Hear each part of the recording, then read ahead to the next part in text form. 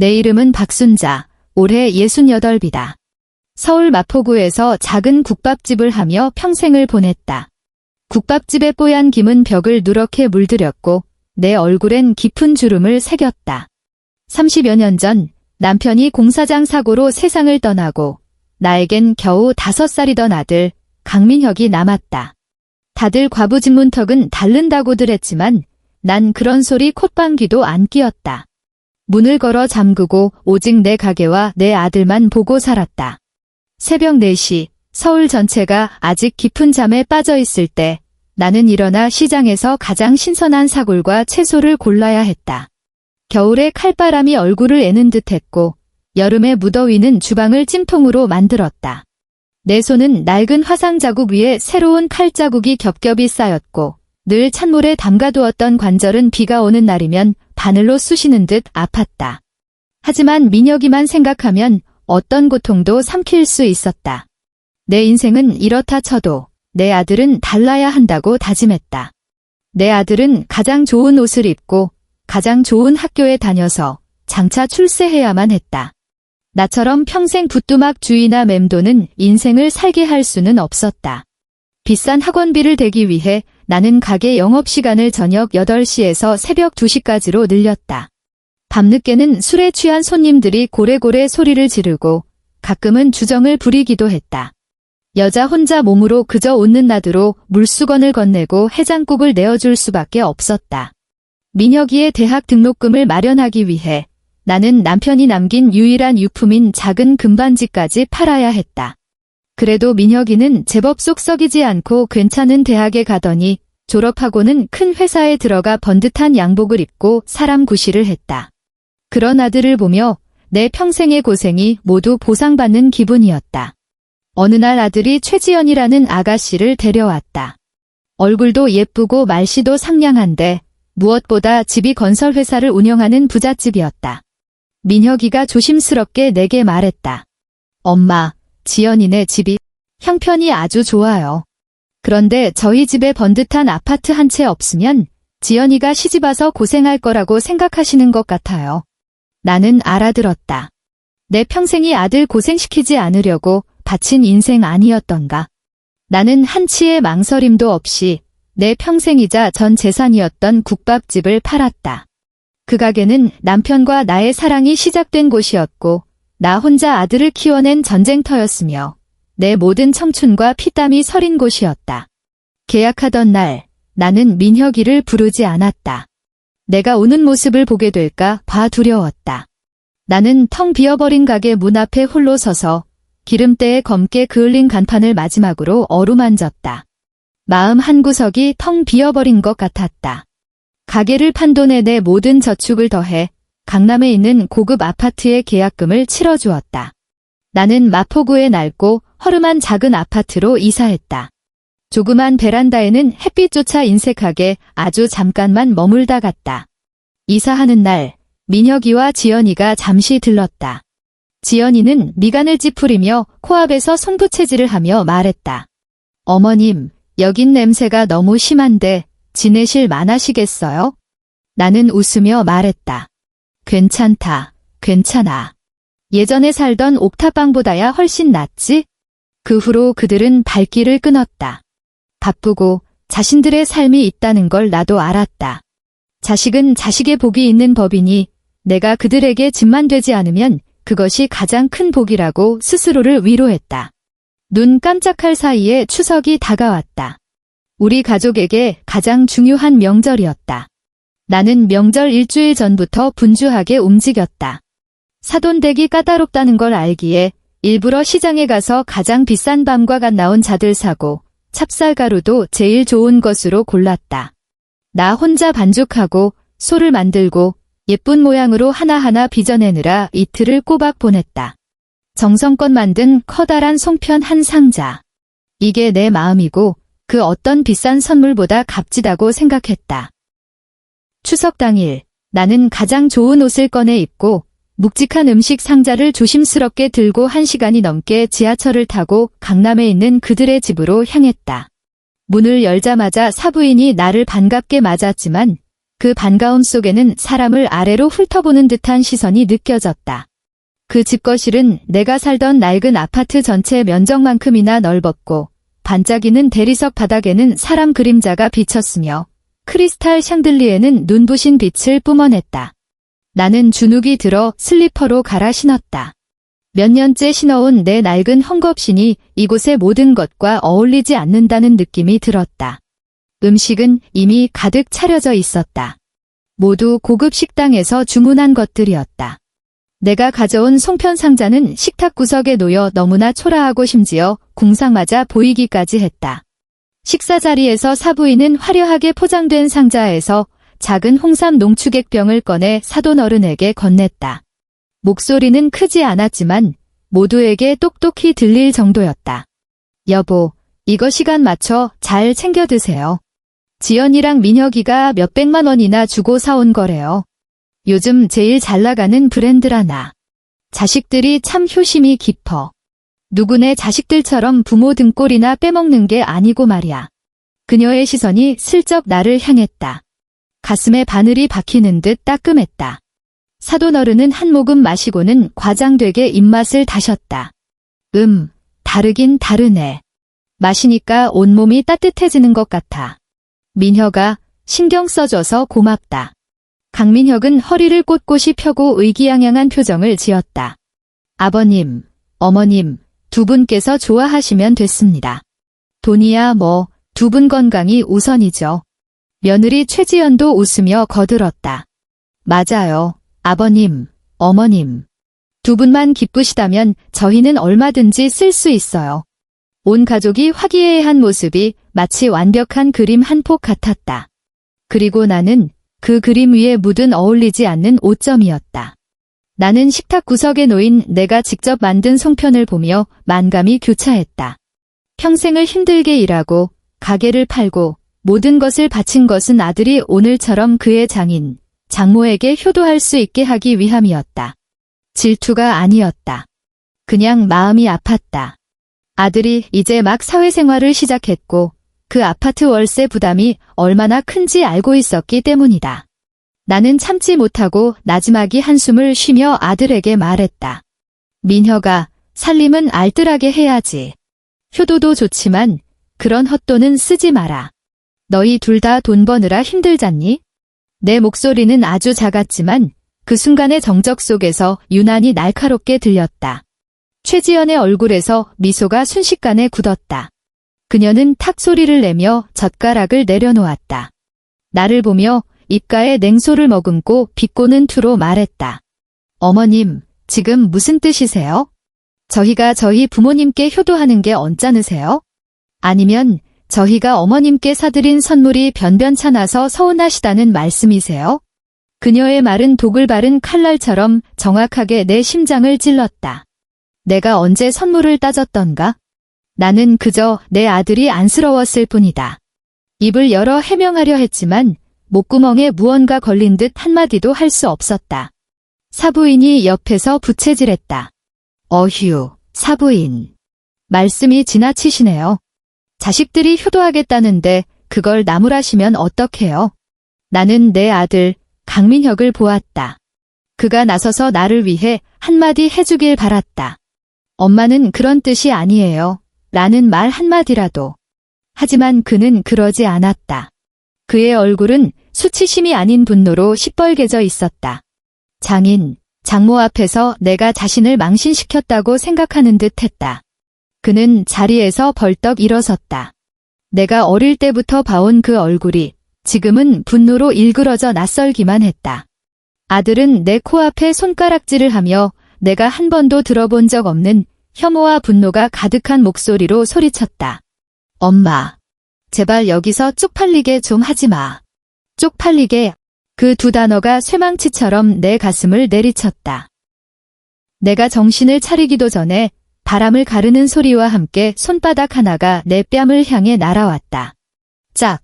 날카롭고 선명한 소리가 울려 퍼졌다. 온 세상이 순간 고요해졌다.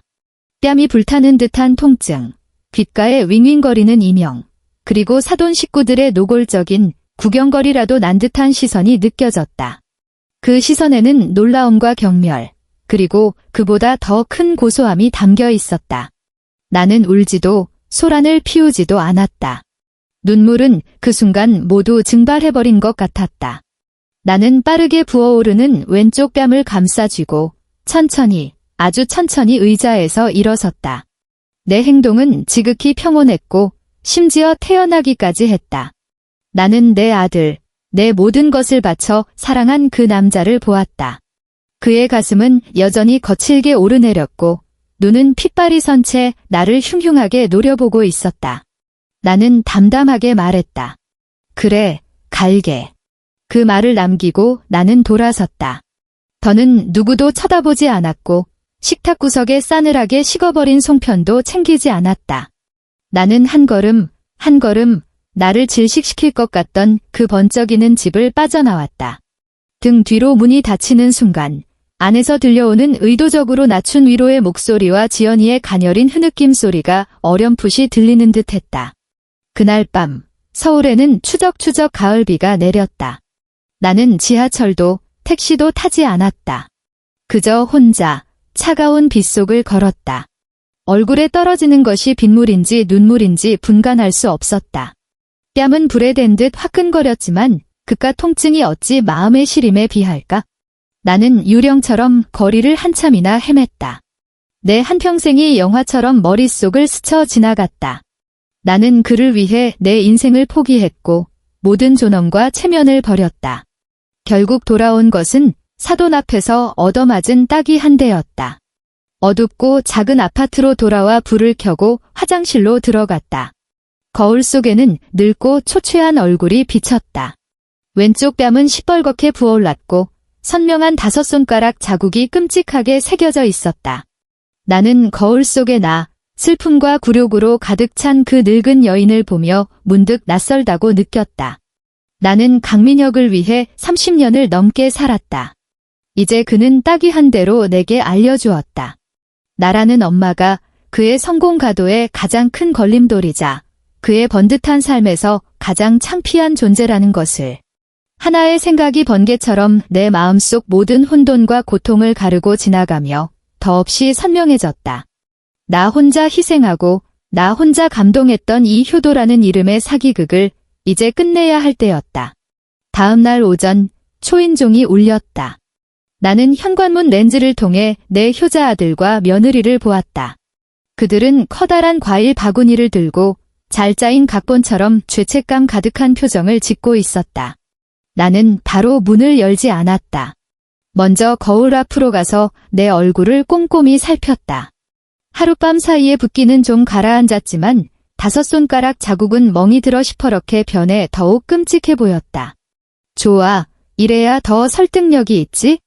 나는 머리를 정리하며 일부러 희끗희끗한 잔머리 몇 가닥을 이마에 늘어뜨렸다. 그리고 심호흡 한 번 하고 문을 열었다.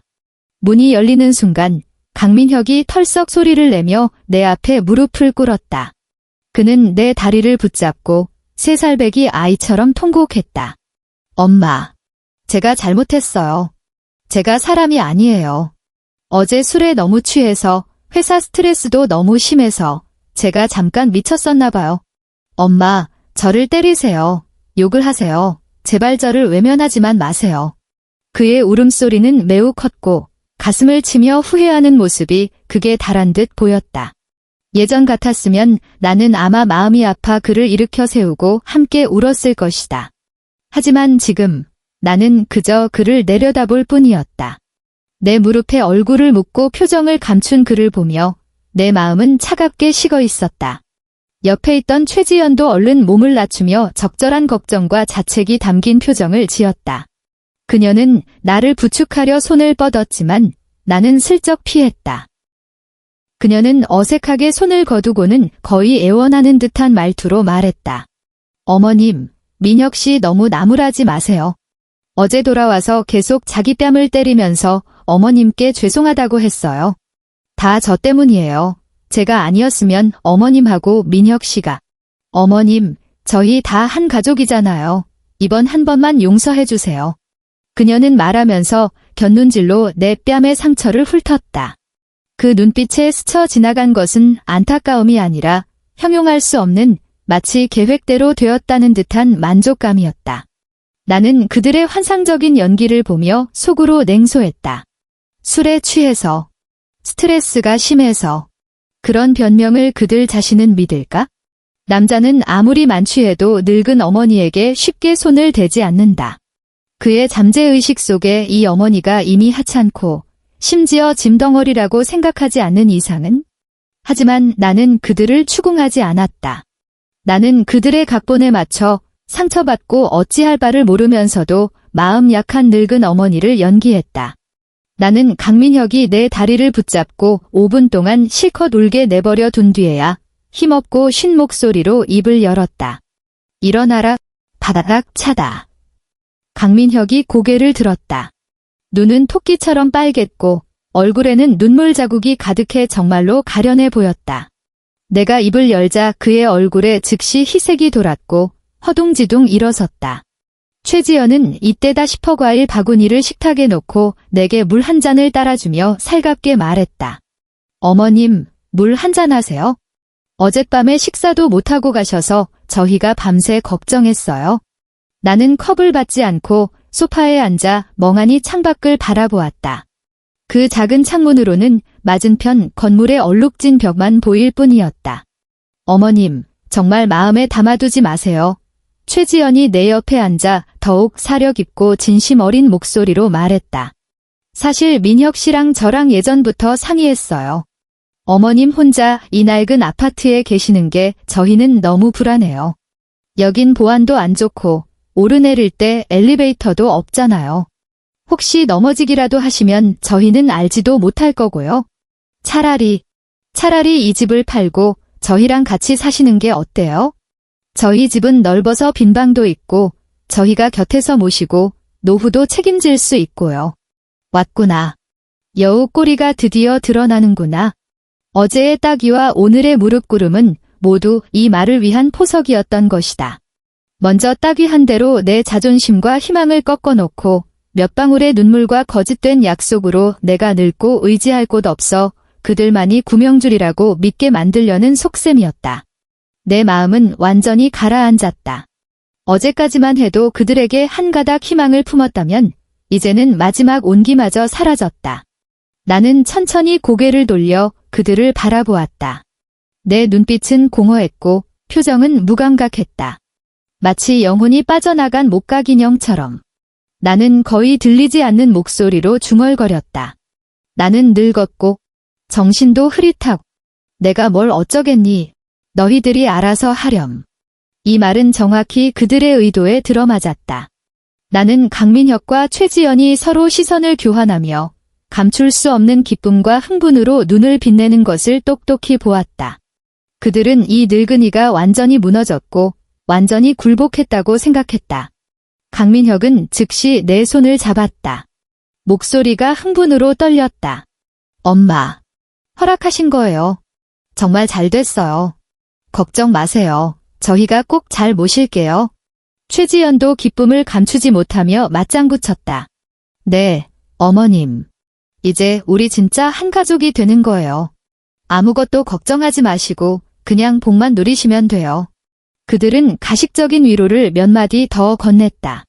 곧 중개인을 찾아 집을 보러 오게 하겠다며 푹 쉬라고 말하고는 서둘러 떠났다. 계단을 내려가는 그들의 가벼운 발소리를 들으며 내 입가에 차가운 미소가 번졌다. 그들이 떠난 후 내 얼굴의 연약함과 혼란은 즉시 사라졌다. 나는 부엌으로 가서 뜨끈한 잔치국수 한 그릇을 끓여 깨끗이 비웠다. 배가 불러야 싸울 힘도 나는 법이다. 그리고 나는 눈에 띄지 않는 외투를 걸치고 내가 자주 가던 주민센터로 향했다. 노래나 춤을 추러 간 것이 아니었다. 한 사람을 찾으러 갔다. 김진우, 주민센터에서 자원봉사를 하는 대학생이었다. 부모님을 일찍 여의고 할머니 손에 자란 아주 착하고 속 깊은 아이였다. 내가 식당을 할 때 그는 고등학생이었고 자주 가게에 와서 일을 도왔다. 나는 항상 그에게 고기를 더 얹어주거나 뜨거운 국 한 그릇을 남겨주곤 했다. 대학에 가서 컴퓨터 공학을 전공한 그는 동네에서 소문난 컴퓨터 고수가 되었다. 동네 할아버지, 할머니들 컴퓨터나 휴대폰에 문제가 생기면 모두 그를 찾았다. 내가 그를 찾았을 때 그는 몇몇 할머니들에게 휴대폰 결제 방법을 가르쳐주고 있었다. 나를 보자 그는 활짝 웃으며 달려왔다. 할머니, 어쩐 일이세요? 안색이 안 좋아 보이시네요. 그는 내 얼굴의 상처를 보고는 얼굴에서 미소가 굳으며 걱정스럽게 물었다. 할머니, 얼굴이 왜 그러세요? 누가 할머니 괴롭혔어요? 나는 그를 아무도 없는 구석으로 데려가 목소리를 낮춰 말했다. 진우야, 할머니가 부탁할 게 있어서 왔다. 나는 내 은행카드 비밀번호를 아들이 알고 있는데 요즘 내 연금 통장 잔고가 좀 이상한 것 같지만 내가 확인할 방법을 모른다고 말했다. 그리고 아들이 내 휴대폰에 손을 댄 것 같고 일부 통화 기록이 사라진 것 같다고도 했다. 따귀에 대한 이야기는 꺼내지 않았다. 그것은 내 집안의 수치이자 내 반격의 무기였다. 쉽게 드러낼 수 없었다. 김진우는 듣자마자 바로 상황을 파악했다. 그는 나를 부축하며 진지하게 말했다. 할머니, 걱정 마세요. 휴대폰 저한테 주세요. 제가 한 번 봐 드릴게요. 은행 계좌는 내일 신분증 가지고 오시면 제가 은행까지 같이 가서 상세 거래 내역서를 뽑아 드릴게요. 그는 내 휴대폰을 들고 한참을 조작하더니 미간을 점점 찌푸렸다. 약 30분 후 그는 굳은 표정으로 휴대폰을 돌려주었다. 할머니, 휴대폰에 원격으로 통화 기록이랑 문자를 삭제할 수 있는 프로그램이 깔려 있었어요. 제가 그 프로그램은 지웠고 최근 한 달간 삭제된 통화 기록도 다 복구해놨어요. 나는 돋보기를 쓰고 휴대폰 화면에 가까이 다가갔다. 김진우의 손가락이 화면을 스치자 복구됨이라고 표시된 통화 기록들이 나타났다. 내 시선은 한 통화 기록에 꽂혔다. 통화 시간은 추석 전날, 즉 아들이 내 뺨을 때리기 바로 전날이었다. 통화 상대는 강남에 위치한 한 고급 수입차 판매 센터였다. 통화 시간은 23분 8초. 심장이 빠르게 뛰기 시작했다. 김진우는 내 이상함을 눈치채고 인터넷에서 무언가를 검색한 뒤 자신의 휴대폰을 내게 보여주었다. 화면에는 유려한 곡선에 비싸 보이는 검은색 수입 세단이 있었다. 할머니, 김진우의 목소리가 낮게 깔렸다. 이 매장의 주력 모델이 바로 이 차예요. 제가 방금 찾아봤는데 이 차 제일 낮은 등급 모델 계약금이 대략 8천만 원 정도 하네요. 8천만 원. 나는 천천히 고개를 들어 진우를 보았다. 내가 몇 년간 살아온 이 낡은 아파트의 최근 시세가 많지도 적지도 않은 딱 8천만 원이었다. 그런 거였구나. 그들이 말한 모시고 살겠다는 것, 한 가족이라는 것은 전부 이 계약금을 위한 것이었다. 그들은 이미 내 집으로 남들 앞에서 더 폼 잡을 수 있는 고급 차를 살 계획을 세웠던 것이다. 그리고 그 따귀는 그들의 계획을 더 순조롭게 진행시키기 위한 촉매제에 불과했다. 걸리적거리고 말 안 들을지 모르는 이 늙은 어머니의 저항 의지를 완전히 꺾어버리기 위한. 나는 휴대폰을 쥔 손을 힘주어 떨었다. 창밖의 햇살이 유리를 통해 들어왔지만 온기는 전혀 느껴지지 않았다. 내 한평생의 고생이 그의 눈에는 고작 차 한 대 계약금만도 못했던 것이다. 좋아, 참 좋은 내 아들이다. 내가 차 키로 내 집을 바꾸고 싶어. 그럼 나는 이 집으로 내가 평생 잊지 못할 수업을 하나 해주마. 그 후 며칠 동안 나는 완전히 말 잘 듣는 정신없는 늙은이가 되었다. 강민혁과 최지연의 일처리는 놀랍도록 빨랐다. 다음 날 그들은 부동산 중개인을 데려왔다. 그 중개인은 배 씨라고 했는데 최지연의 먼 친척 오빠라며 머리에 기름을 바르고 거만한 말투를 썼다. 그는 내 작은 아파트 안을 한 바퀴 휙 둘러보며 여기저기 두드려보고는 혀를 차며 말했다. 어머님, 이 집은 너무 오래됐네요. 배 중개인은 미간을 찌푸리며 난처한 표정으로 말했다. 벽에 누수 흔적도 있고 배관도 낡았고 구조도 별로예요. 환기도 안 되고. 솔직히 요즘 젊은 사람들이 이런 낡고 작은 집을 누가 사겠어요. 나는 고개를 숙이고 옷자락만 만지작거리며 소심한 척했다. 최지연이 옆에서 친절하게 거들었다. 맞아요, 엄마. 오빠가 전문가니까 하는 말이 맞을 거예요. 그냥 오빠 말 들으세요. 배중계인은 헛기침을 한 번 하고 손가락 8개를 폈다. 이렇게 하죠, 어머님. 지연이 봐서 제가 노력해서 8천만 원에 내놓아 볼게요. 팔릴지는 장담 못해요. 요즘 경기도 안 좋아서 이런 집은 사겠다는 사람 나오는 것만으로도 다행이죠. 8천만 원, 정확히 그들이 점 찍어둔 차의 계약금이었다. 그들은 연기조차 더 성의 있게 할 생각이 없어 보였다. 강민혁은 내 얼굴에 난색이 비치자 바로 감정에 호소했다. 엄마, 뭘 망설이세요? 돈이 중요한 게 아니잖아요. 우리 가족이 함께 있는 게 중요하죠. 저희랑 같이 사시면 앞으로 먹고 있는 거 저랑 지연이가 다 책임질게요. 그냥 복만 누리시면 돼요. 그들은 한 명은 달래고 한 명은 윽박지르며 나에게 전속 중개계약서에 서명하라고 재촉했다. 계약서에는 일단 서명하면 계약기간 내에는 오직 이 중개업체를 통해서만 집을 팔 수 있고 내가 직접 할 수도 없다고 명시되어 있었다. 엄마, 그냥 서명하세요. 최지연이 내 손에 펜을 쥐어주며 꿀처럼 달콤한 목소리로 말했다. 이런 복잡한 일은 신경 쓰지 마시고 저희한테 맡기세요. 엄마는 그냥 이사할 준비만 하시고 저희랑 좋은 날 보낼 생각만 하시면 돼요. 나는 떨리는 손으로 펜을 들고 그들의 얼굴에 똑같이 떠오른 탐욕스럽고 조급한 표정을 보며 속으로 모든 것을 꿰뚫어 보았다. 나는 고개를 끄덕이며 체념한 듯한 목소리로 말했다. 그래, 알았다. 다 너희들 뜻대로 하마. 나는 계약서에 내 이름을 서명했다. 그들은 서명을 보고 안도의 한숨을 내쉬며 노골적인 기쁨을 드러냈다. 배중개인은 계약서를 챙기며 한 달 안에 꼭 집을 팔아주겠다고 가슴을 쳤다. 그들은 만족스럽게 떠났고 나 혼자 함정인 줄 알면서도 서명한 계약서와 함께 남았다. 다음 날 아침 일찍 나는 주민센터가 아닌 시내 중심가 광화문 근처로 향했다. 그곳에는 서울에서 가장 신뢰도가 높은 부동산 신탁회사가 있었다. 나는 부동산 중개인이 아닌 신탁부의 고객 매니저를 직접 예약했다. 나를 맞이한 사람은 이씨 성을 가진 여성이었는데 매우 전문적이고 세련돼 보였다. 나는 가져온 부동산 등기권리증과 신분증을 모두 그녀에게 건넸다. 어머님, 매매 상담을 원하시나요? 이 매니저가 미소를 지으며 물었다. 나는 고개를 저으며 차분하게 말했다. 아니요, 집을 팔려는 게 아닙니다. 부동산 신탁을 하려고 합니다. 이 매니저는 조금 놀랐지만 곧 전문가다운 태도를 되찾았다. 그녀는 부동산 신탁의 절차와 종류에 대해 자세히 설명해 주었다. 나는 그녀의 말을 끊고 내 요구사항을 바로 말했다. 저는 불가철회 생전 신탁을 설정하고 싶습니다. 이 아파트의 소유권 전체를 귀사에 위탁하여 관리하도록 하겠습니다. 신탁계약서에 명확히 기재해 주십시오.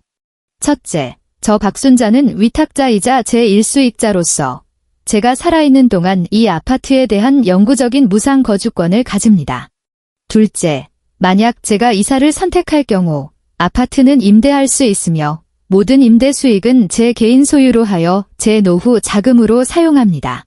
셋째, 그리고 가장 중요한 조항입니다. 제가 사망한 후 이 아파트의 소유권은 제가 지정한 자선단체인 은혜의 집고아원에 무상으로 기부됩니다. 여기까지 말하고 나는 잠시 멈췄다가 덧붙였다. 그리고 신탁계약서의 기부금의 일부는 반드시 고아원 내에 작은 도서관을 짓는 데 사용되어야 하며 그 도서관은 제 죽은 남편의 이름으로 명명되어야 한다고 명시해 주십시오. 내 남편은 평생을 성실하게 살았지만 글을 많이 배우지 못했다. 그의 가장 큰 소원은 아들이 교양 있는 사람이 되는 것이었다. 이제 아들이 그를 실망시켰으니 나는 이런 방식으로 그의 마지막 소원을 이루어주려 한다. 이 매니저는 내 요구를 다 듣고는 존경심이 가득한 눈빛으로 나를 바라보았다. 그녀는 집안 사정에 대해 한마디도 묻지 않고 고개를 끄덕이며 말했다. 네, 어머님. 원하시는 대로 처리해 드리겠습니다. 불가철회 신탁이기 때문에 한 번 설정되면 수익자의 동의 없이는 어머님을 포함한 그 누구도 변경하거나 해지할 수 없습니다. 모든 조항에 대해 공증을 받아 법적 효력을 보장해 드립니다. 반드시 불가철회로 해주세요.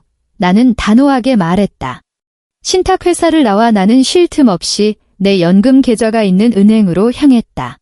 나는 창구로 가서 직원에게 내 복지카드와 은행카드, 통장을 며칠 전에 모두 잃어버렸다고 말했다. 직원은 절차에 따라 모든 카드의 분실 신고를 처리해 주었다. 그리고 나는 내 신분증으로 새로운 복지카드와 새로운 은행카드를 발급받았다. 나는 집으로 돌아가지 않고 바로 다른 지점으로 가서 새로 발급받은 카드로 내 명의의 모든 연금과 평생 아껴 모은 수천만 원의 저축을 하늘과 땅과 나만 아는 이 새로운 계좌로 모두 옮겼다. 그들이 비밀번호를 아는 아들과 공동 명의로 된 그 은행카드에는 고작 몇만 원의 잔액만 남겨두었다. 그들 약값이나 하라고. 모든 것이 끝났다. 나는 공증받은 신탁계약서, 서류 봉투와 새로운 은행카드를 들고 서울 거리를 걸었다. 고층 빌딩 사이로 햇살이 쏟아져 내 몸을 따뜻하게 감쌌다. 이렇게 가볍고 강인했던 적이 있었나 싶었다. 저녁에 나는 시간을 맞춰 강민혁에게 전화를 걸었다. 목소리를 지치고 순종적으로 만들었다. 민혁아, 엄마다. 엄마. 왜요? 전화기 너머 목소리는 다소 짜증 섞여 있었다. 아니다. 그냥 엄마가 다 생각해봤다고 말해주려고. 나는 한숨을 쉬며 말했다. 집, 너희들이 알아서 처리해라. 우리 가족이 행복하게 지낼 수만 있다면 그보다 더한 게 뭐 있겠니? 내 사촌 형이 집 살 사람 찾았다고 내일 계약하자는데 가서 할게. 전화기 너머 몇 초간 침묵이 흘렀다. 그리고 나는 강민혁의 억누를 수 없는 환희에 찬 웃음소리와 옆에서 들리는 최지연의 흥분한 비명소리를 똑똑히 들었다. 정말이에요. 엄마? 정말 마음 정리하신 거예요. 강민혁의 목소리는 흥분으로 떨렸다. 너무 잘 됐어요. 엄마, 걱정 마세요. 내일 저희가 바로 모시러 갈게요. 계약 끝나면 바로 맛있는 거 먹으러 가요. 그래. 나는 나지막이 대답하고 전화를 끊었다. 끊어진 전화 소리를 들으며 나는 천천히 창가로 걸어갔다. 밤의 서울은 불빛으로 화려했고 마치 가짜 별바다 같았다. 그리고 나는 알았다. 내일 해가 떠오르면 이 거대한 연극의 가장 화려한 클라이맥스가 시작될 것이라는 것을. 계약하는 날, 날씨는 유난히 맑았다. 아침 일찍부터 강민혁과 최지연이 차를 몰고 나를 데리러 왔다. 두 사람은 봄바람이 분 듯 얼굴에 화색이 돌았고 나를 보는 눈빛에는 효심과 관심이 가득했다. 최지연은 심지어 내 팔짱을 다정하게 끼며 연신 어머니라고 불렀는데 친어머니에게보다 더 살가웠다. 그들은 자신들만 온 것이 아니라 사돈 부부까지 모시고 왔다. 행복한 순간을 함께하기 위해서라는 거창한 명분이었다. 사부인은 명품 옷을 차려입고 커다란 진주 귀걸이를 한 채 마치 자선을 베푸는 듯한 동정 어린 눈빛으로 나를 쳐다봤다. 이 늙은이가 제정신을 차렸구나 하는 듯한 표정이었다. 내 작은 아파트에 도착하니 배 중개인과 매수인이 이미 기다리고 있었다. 매수인은 순박해 보이는 젊은 부부였는데 그들 역시 배 중개인에게 속아온 듯했다. 집안은 사람들로 북적였고 나를 제외한 모든 사람의 얼굴에는 기쁨의 미소가 가득했다. 최지연이 살갑게 차 한 잔을 내 앞 테이블에 놓아주더니 매매 계약서와 펜을 함께 내밀며 재촉하듯 말했다. 어머님, 빨리 서명하세요. 보세요. 매수인분들이 기다리시잖아요. 이 계약서에 서명만 하시면 바로 등기 이전하고 어머님은 저희랑 같이 사시면 돼요. 이제부터 우린 진짜 한 가족이에요. 맞아요, 엄마. 빨리 서명하세요. 강민혁도 내 뒤에 서서 어깨에 손을 얹고는 참을성 없는 목소리로 말했다. 나는 그들을 보고 의기양양한 사부인과 기름진 얼굴의 배 중개인을 둘러보며 이 상황이 너무나 우스꽝스럽다고 생각했다. 나는 웃으며 그 펜을 들지 않았다. 나는 모든 사람 앞에서 허리를 숙여 소파 및 낡은 서류 봉투에서 다른 서류 하나를 꺼냈다. 어제 신탁회사에서 막 찾아온 공증까지 마친 부동산 신탁 계약서였다. 나는 이 묵직한 계약서를 그 매매 계약서 옆에 가만히 내려놓았다. 그리고 고개를 들어 방 안의 모든 경악한 얼굴들을 둘러보며 미소를 지으며 한 글자 한 글자 또렷하게 말했다. 미안하지만 이 계약은 못하겠네요. 이 집, 당신들은 팔 수 없으니까. 나는 테이블 위에 신탁 계약서를 가리키며 말을 이었다. 어제부로 이 아파트는 더 이상 제 소유가 아닙니다. 물론 영원히 당신들 소유가 될 수도 없고요. 공기가 순간 얼어붙었다. 강민혁의 얼굴에서 미소가 굳었고 그는 믿을 수 없다는 듯 나를 쳐다보다가 테이블 위의 서류를 보았다. 그의 얼굴에서 핏기가 서서히 사라지며 붉게 달아올랐던 얼굴이 새하얗게 변했다. 무슨 소리예요? 그가 떨리는 목소리로 물었다. 최지연이 가장 먼저 정신을 차렸다. 그녀는 신탁 계약서를 낚아채듯 빼앗아 빠르게 훑어보았다. 불가철회, 영구거주권, 그리고 사망 후 고아원에 무상기부라는 글자를 보자 그녀의 얼굴은 종이장처럼 하얗게 질렸다. 미쳤어. 당신 미쳤어. 그녀가 소리치며 계약서를 바닥에 내동댕이 쳤다. 박순자, 이 노망난 늙은이가. 정신 나갔어? 강민혁도 달려들어 바닥에 떨어진 계약서를 주워들었다.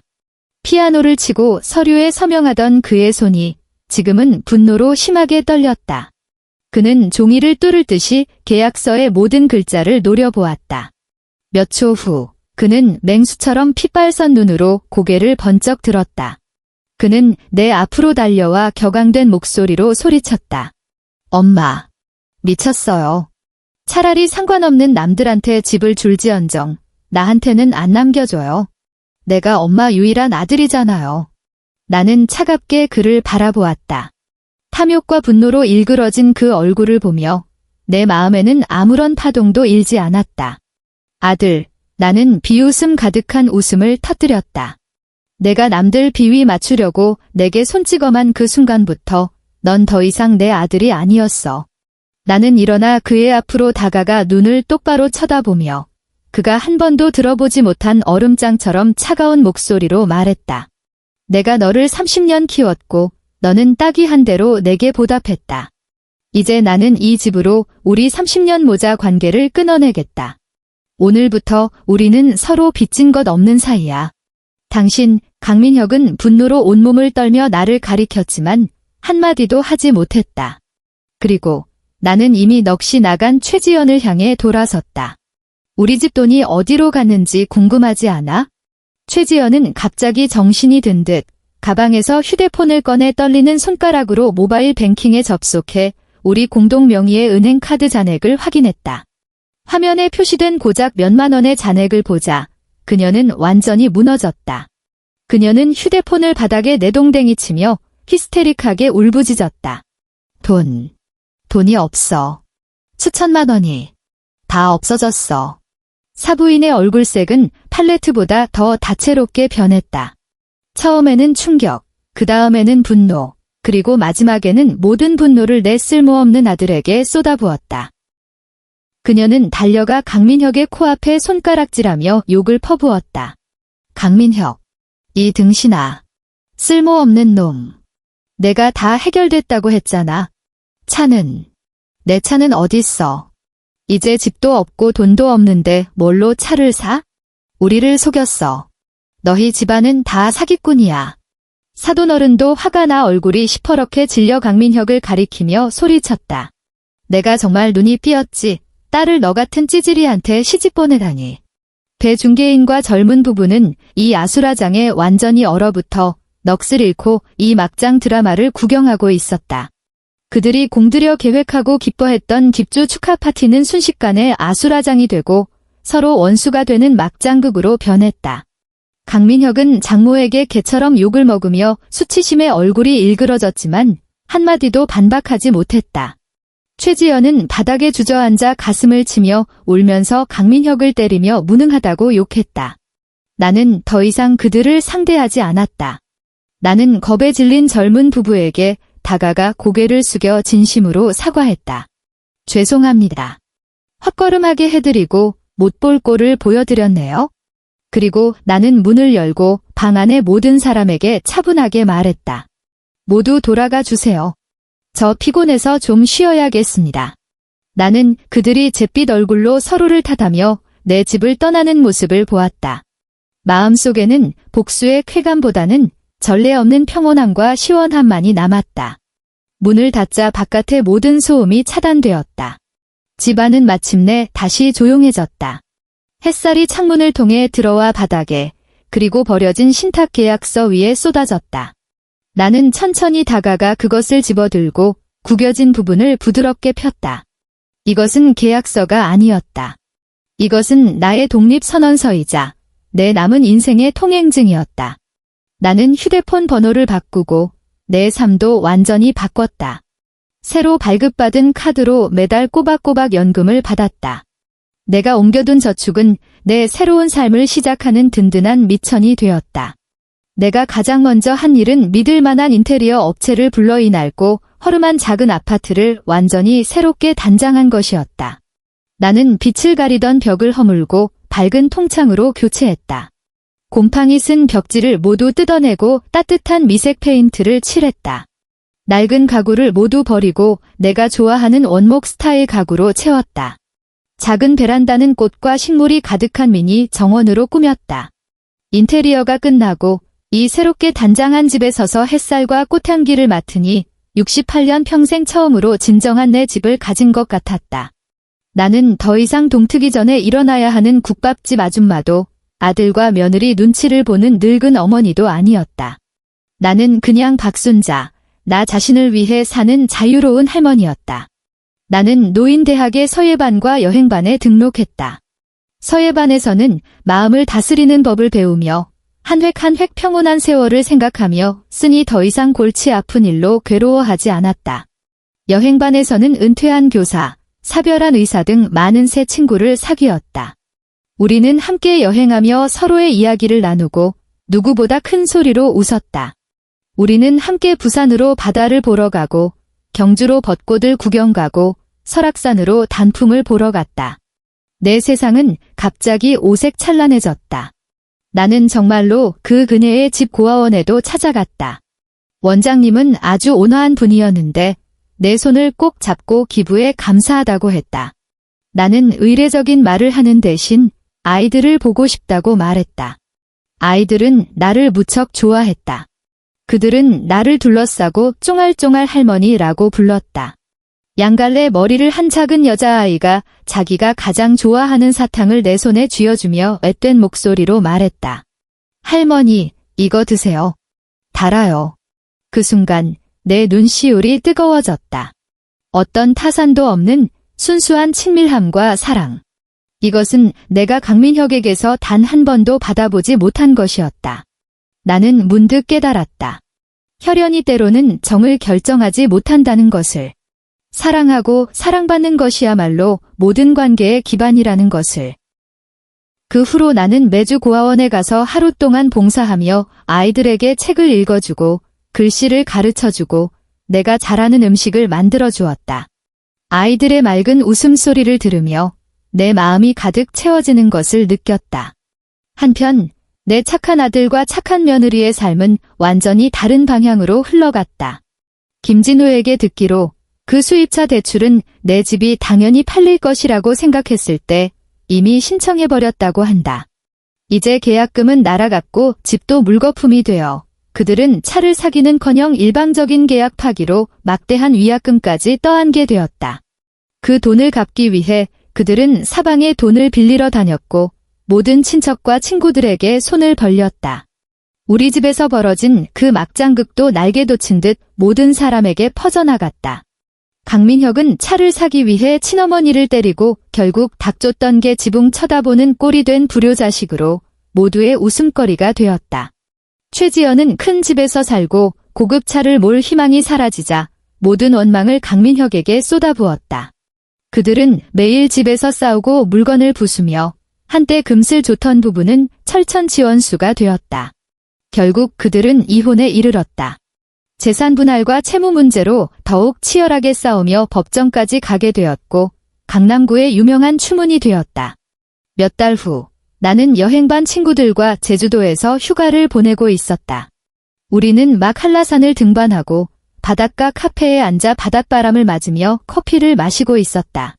휴대폰이 진동했고 김진우에게서 온 메시지였다. 메시지에는 사진 한 장이 첨부되어 있었다. 사진 배경은 서울 길가에 김이 모락모락 나는 포장마차였다. 내 아들, 강민혁이 플라스틱 의자에 혼자 앉아 있었다. 앞에는 소주 한 병과 순대볶음 한 접시가 놓여 있었다. 그는 구겨진 양복을 입고 머리는 헝클어지고 수염은 덥수룩했으며 얼굴은 초췌하고 지쳐 보였다. 나보다도 더 늙어 보였다. 김진우는 사진 아래에 한 줄의 글을 덧붙였다. 할머니, 그 사람 많이 힘들어 보여요. 나는 사진 속의 낯선 남자를 보았다. 마음에는 아무런 파동도 일지 않았다. 미움도 동정도 없었다.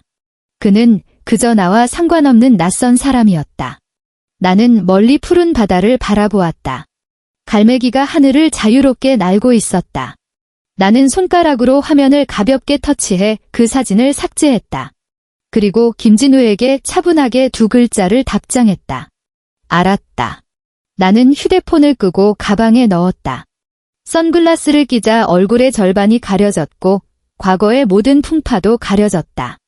햇살이 몸에 비쳐 따스했고 나른하게 졸음이 올 만큼 편안했다. 옆에 있던 친구가 나를 불렀다. 순자야, 빨리 저기 봐, 돌고래야. 나는 웃으며 일어나 그녀가 가리키는 방향을 바라보았다.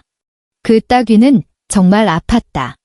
그것은 내가 평생에 걸쳐 엮어온 자애로운 어머니와 효자 아들이라는 아름다운 꿈을 산산조각 냈다. 하지만 그것은 또한 나를 깨웠다. 그것은 내게 가르쳐 주었다. 인생에서 가장 저버리지 말아야 할 사람은 바로 자기 자신이라는 것을.